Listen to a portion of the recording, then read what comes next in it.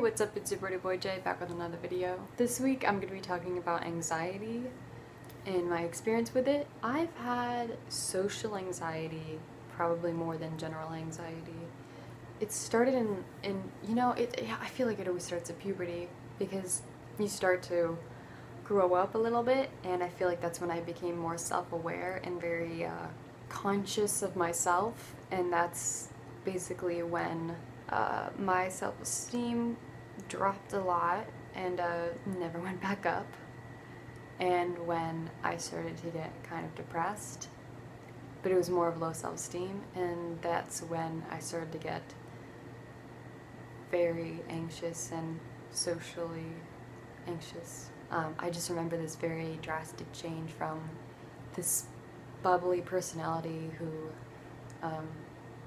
was happy and stuff to someone who was quite reserved and quiet and shy. And I thought it was just that. I thought I just had become shy, even though I never really had been shy before. But suddenly I was shy, and it wasn't just that. I had social anxiety, and I still do. It became really hard for school because my worst nightmare was a teacher calling on me and asking me the answer for a question, and I just remember how horrifying that always was. I remember back in 4th grade in math class, a teacher asked me the answer to a question. It was very simple. We were going through a problem and she asked me a simple addition problem, but I became so anxious, didn't have my hand raised, and it came out of the blue and wasn't expecting it, that I became so anxious, my mind went blank, and I suddenly realized how many eyes were on me, and I was terrified. I ended up answering the question. After a long time, the teacher kind of got annoyed at me that I was taking so long, and I felt so embarrassed, and the teacher just made a huge deal out of it, which just made me feel even worse. And ever since that, I always really hated math class. I always found it stupid how teachers would call on people who didn't even have their hands raised. If they don't have their hands raised, they obviously don't know the answer, so it's just taking up more time, because obviously there's someone in the class who knows the answer, but you choose to pick on the person who doesn't even know the answer. It's just stupid. It only really came about 6th grade when I started to more understand what was going on. It kind of came to the same scenario, a teacher, math class. It always been math class, because that's the one class when you're always afraid of the teacher calling on you. In other classes you weren't as so afraid. It's always math class for some reason. But same scenario, a teacher called on me and I didn't know the answer, started getting anxious and felt really embarrassed. And the teacher, unlike any of the other teachers, was actually concerned about what was going on. And when I was in another class, actually asked me to come talk. And he basically was asking what was going on, why I couldn't answer questions. And I explained that my mind just would go blank whenever anyone would ask me a question.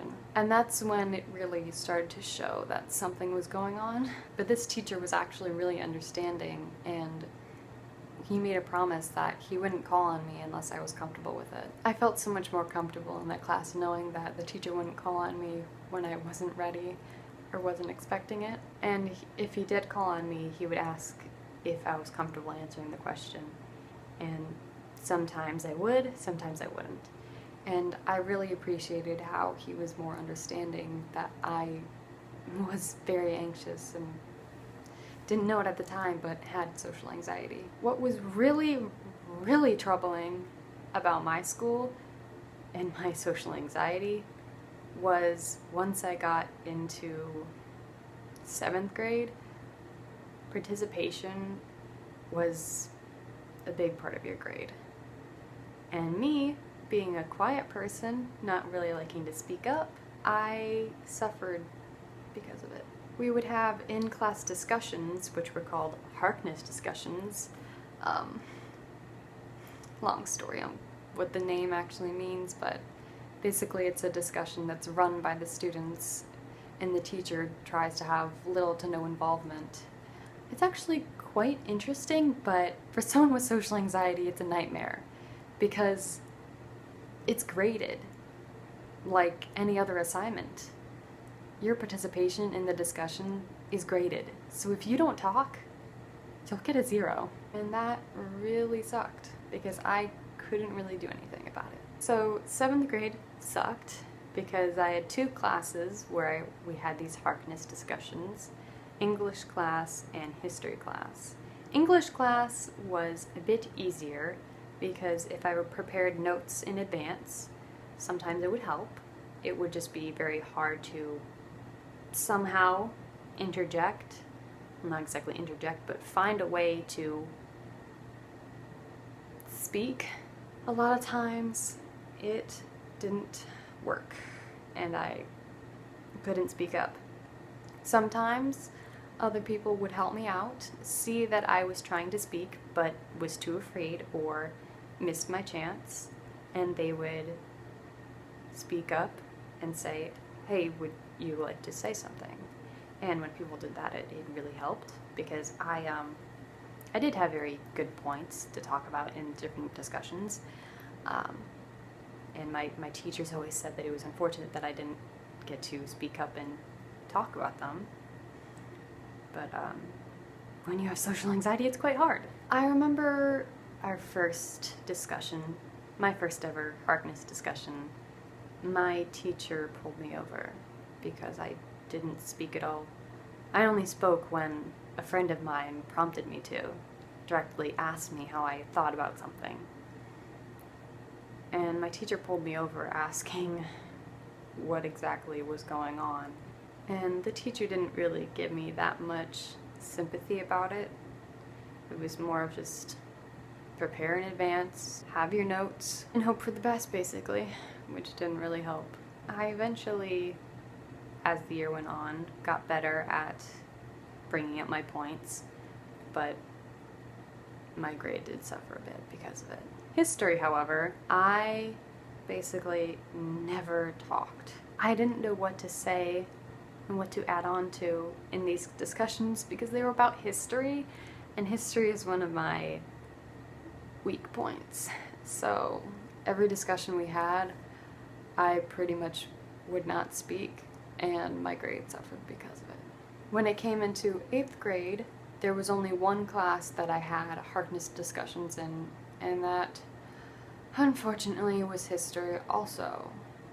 Never spoke a word.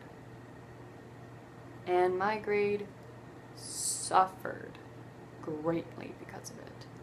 Once I got into high school, I finally was able to have accommodations because technically the school didn't do 504 plans, which is basically like accommodations.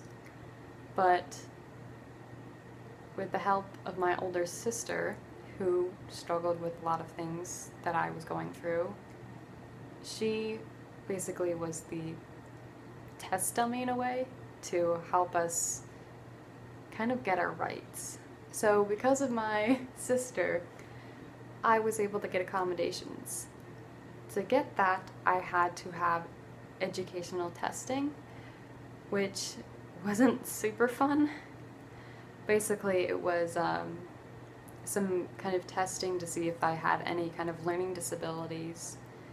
And I learned quite a bit about it from it. I learned that I have high processing speed, but low working memory, which basically means my brain takes in information very quickly, but I pretty much remember none of it. It's basically my thoughts go really quickly, and if I don't pay attention, the thought will whiz by, and I won't be able to remember what the heck it was. Taking in all this information, remembering pretty much none of it. But basically, I was able to get accommodations because of my anxiety that held me back, and slightly because of my low working memory.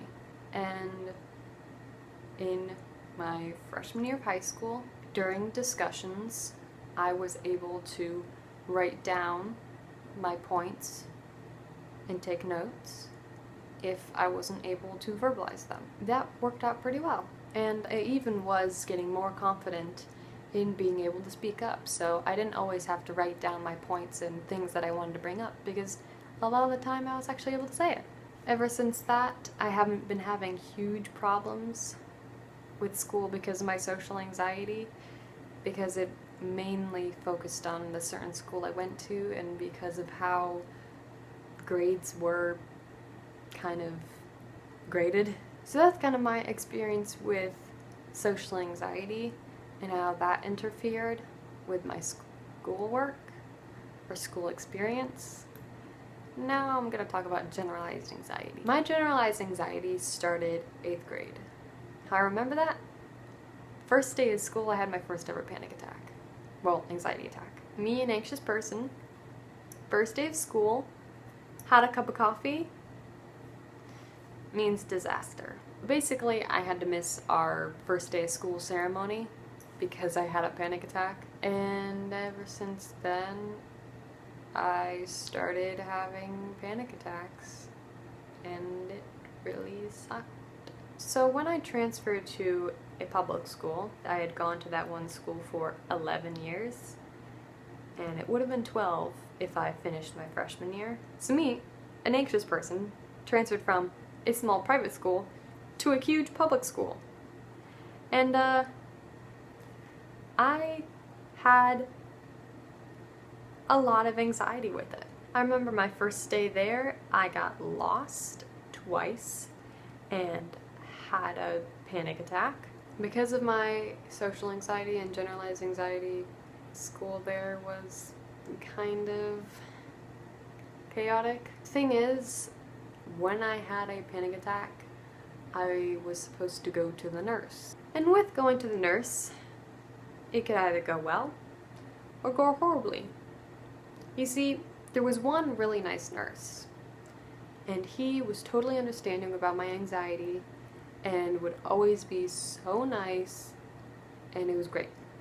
And then there was another nurse who was horrible, didn't seem to understand my anxiety at all, and would give me a hard time all the time.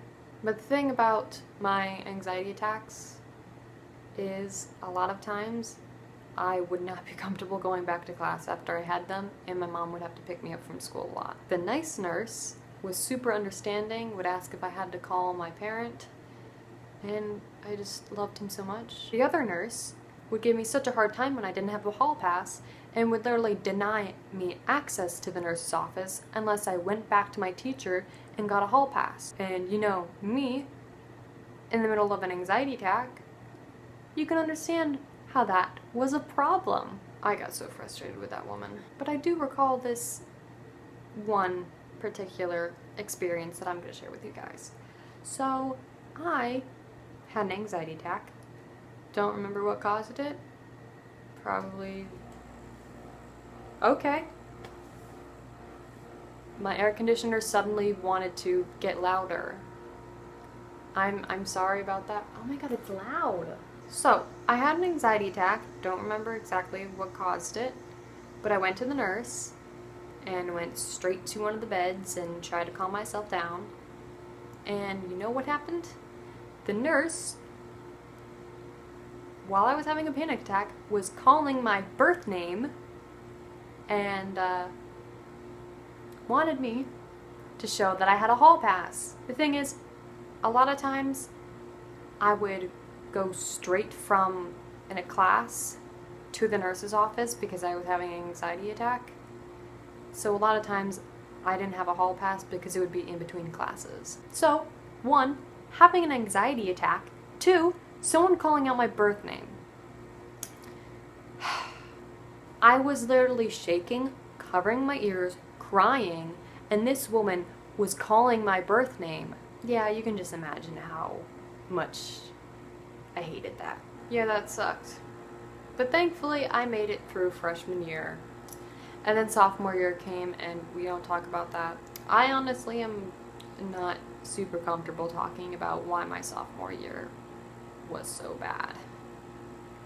But let's just say, anxiety sucks. and I basically couldn't go to school because of it. So yeah, that's basically about my social anxiety and how it interfered with school, and how school can really suck when you have social anxiety and generalized anxiety. I hope you liked the video. Don't forget to like, comment, subscribe, hit the bell notification if you want to be notified when I post a video. But anyway, I'll see you guys in the next video. Bye!